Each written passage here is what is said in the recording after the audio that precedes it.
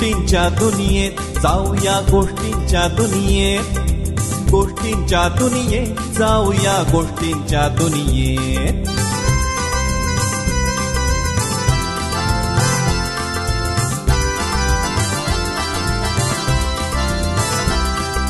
मातृभूमी ही संस्कारांची, वैज्ञानिक रणवीरांची कथा तयांच्या ऐकायाला ठरला फक्कड बेस, ठरला फक्कड बेस.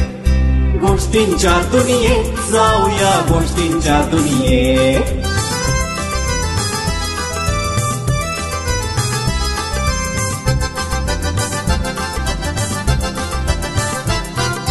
देव देश अन धर्मासाठी अविरत झटले इतरांसाठी, स्फूर्ती कथा त्या नरवीरांच्या ऐका लावून ऐका लावून.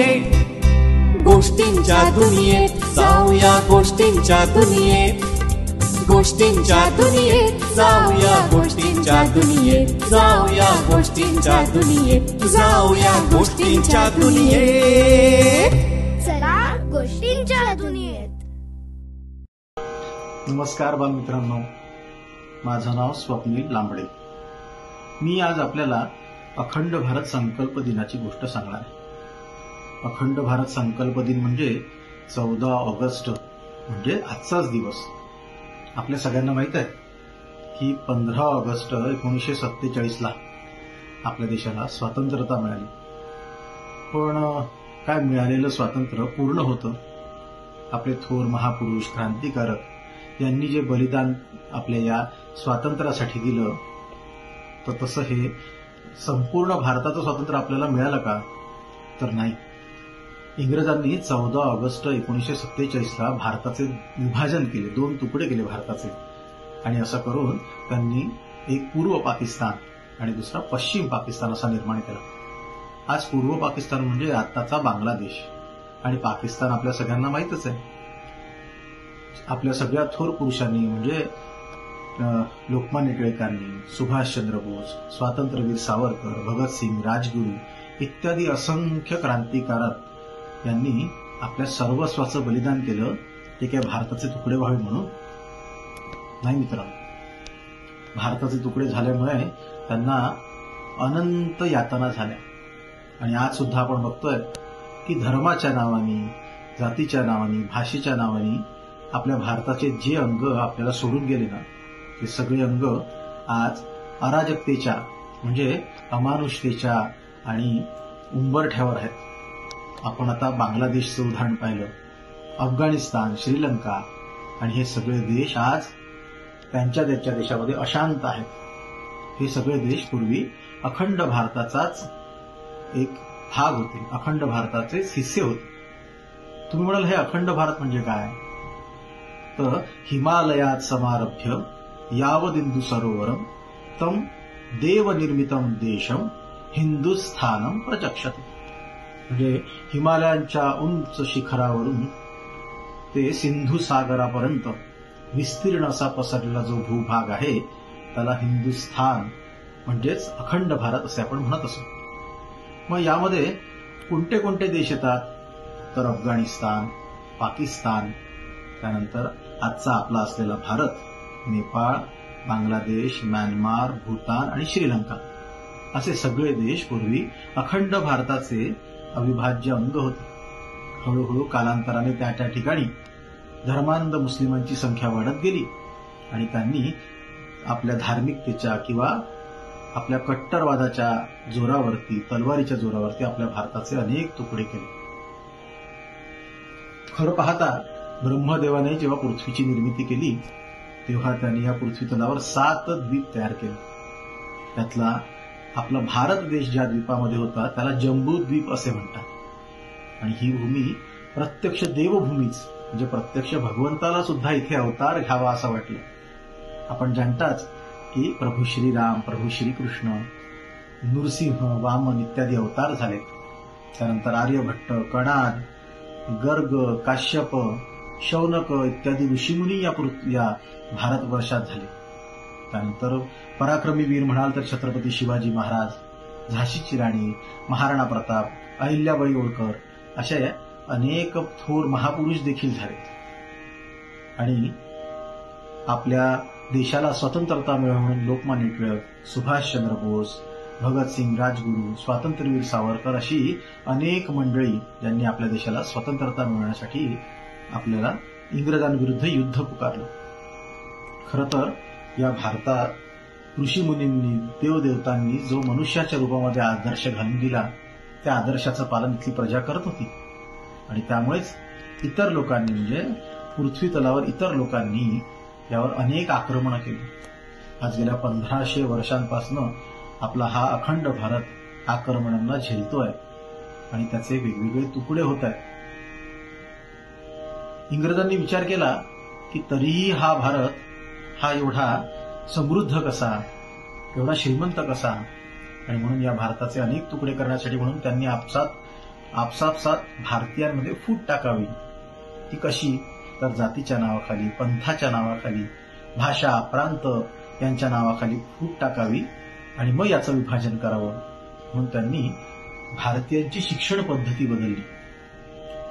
1835 म्हणजे 1835 साली लॉर्ड थॉमस मेकॉले या देशात आला आणि त्याने पाहिलं की आपल्याला या भारतावर जर अजून राज्य करायचं असेल तर या भारताचे आपल्याला अनेक भागामध्ये विभाजन करावं लागेल. यांच्या ज्या सगळ्या परंपरा आहेत, चालीरीती आहेत, या सगळ्यांमध्ये आपल्याला भेसळ निर्माण करावी लागेल आणि आपल्याला हवी तशी माणसं निर्माण करावी लागेल जे आम्हाला फॉलो करतात, म्हणजे आम्हाला अंधानुकरण करतात, म्हणजे आमचं अंध अनुकरण करतात, ब्लाइंड फॉलोअर ज्याला म्हणतो आपण तसे. म्हणून मग त्यांनी इथली गुरुकुल पद्धती बंद केली आणि भारतीयांना इंग्रजीचं शिक्षण द्यायला सुरुवात केली. त्यामुळे आज सुद्धा आपण इंग्रजांच्या त्या प्रभावाखाली असल्यामुळे आपल्याला आपल्या सगळ्या गोष्टी तुच्छ वाटतात.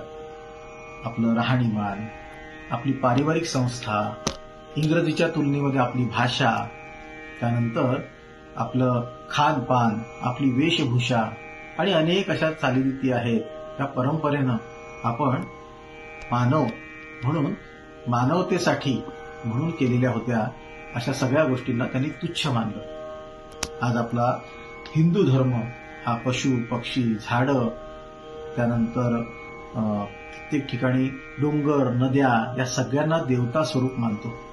आणि असं असताना त्या सर्व गोष्टी खुळचट कल्पना आहेत असं इंग्रजांनी आपल्यावरती बिंबवलं म्हणून आपण त्यांच्यापासून दूर झालो. तृणवंतो विश्वमार्यम सारे विश्वची माझे घर, स्वदेशो भुवनत्रयः वसुधैव कुटुंबकम असे मानणारे आपण, पण मात्र आपल्यामध्ये सुद्धा संभ्रम निर्माण झाला. म्हणून आज सुद्धा आपला देश अनेक विभाजनांच्या उंबरठ्यावर आहे. तुम्ही म्हणाल असं कसं, तर आज सुद्धा आपल्यामध्ये अनेक प्रकारचे जातीभेद निर्माण करणारे आपल्यामधलेच लोक आहेत, जे कधीतरी भाषेने जातीभेद करतात. पंथ, धर्म, प्रांत या सगळ्या गोष्टी भेदाच्या आहेत. तर आज सुद्धा आपल्यामध्ये अनेक प्रकारचे जातीभेद निर्माण करणारे आपल्यामधलेच लोक आहेत, जे कधीतरी भाषेने जातीभेद करतात. पंथ, धर्म, प्रांत या सगळ्या गोष्टी भेदाच्या आहेत. त्यामुळे आपण सगळ्यांनी एक गोष्ट लक्षात ठेवायला पाहिजे की ज्यांनी या सगळ्या गोष्टी करून आपल्या देशाचे तुकडे केले ते काही सुखी नाही आहेत. आज श्रीलंका, पाकिस्तान, अफगाणिस्तान, आपले हे शेजारील राष्ट्र जे आहे बांगलादेश, हे सगळे कुठल्या प्रकारच्या संकटांना तोंड देते आपण बघतोय. पाकिस्तानमध्ये तर असंख्य लोक रोज उपाशी झोपतात, पण त्यांची जी मूळ भूमी आहे भारत, ती मात्र इथल्या लोकांच्या चांगुलपणामुळे, इथल्या लोकांच्या त्यागाच्या भूमिकेमुळे आजही अविरत टिकून आहे. आणि म्हणून आपल्याला आपल्या पूर्वजांनी जो विचार दिला तो विचार परत एकदा आपल्याला सगळ्या विश्वामध्ये पसरायचा आहे आणि जगाला मानवतेचा संदेश द्यायचा आहे.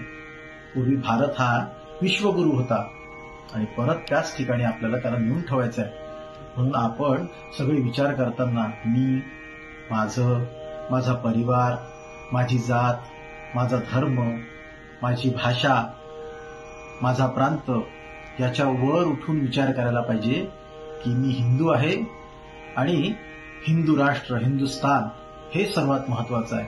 त्यामुळे आपसापसातले भेद मिटून आपण सुद्धा हा हिंदुस्थान कसा अखंड होईल याचा विचार केला पाहिजे. आणि म्हणून आता जी राजकीय परिस्थिती आहे अशा सगळ्या परिस्थितीमध्ये आपण एक हिंदू म्हणून समर्थपणे या संकटांना तोंड देऊन आपला भारत परत एकदा कसा अखंड हिंदुस्थान होईल आणि विश्वगुरू होईल यासाठी संकल्प करू म्हणजे आपण सगळे निश्चय करूया आणि एक दिवस आपला हा भारत अखंड हिंदुस्थान परत होईल असं दरवर्षी 14 ऑगस्ट या दिवशी म्हणजे आपल्या स्वतंत्रता दिनाच्या एक दिवस आधी आपण असं दरवर्षी ठरवूया की आमच्या भारताचे जे विभाजन झाले आहे ते परत न होता आपला भारत एक संघ कसा होईल याचा आपण प्रयत्न करू. आणि म्हणून आपल्या देशातले पूर्व पंतप्रधान अटल बिहारी वाजपेयी यांना प्रचंड दुःख झालं. ज्यावेळेस अखंड भारताचे तुकडे झाले त्यावेळेस त्यांना प्रचंड दुःख झालं 1947 आणि त्यांनी त्याच्यावर एक कविता लिहिली. ती कविता मी आपल्याला वाचून दाखवतो. 15 अगस्त का दिन कहता आजादी अभी अधूरी है. 15 अगस्त का दिन कहता आजादी अभी अधूरी है. सपने सच होना बाकी है. राखी की शपथ न पूरी है. जिनकी लाशों पर पग धरकर आजादी भारत में आई वे अब तक है खाना बदोश. गम की काली बदली छाई.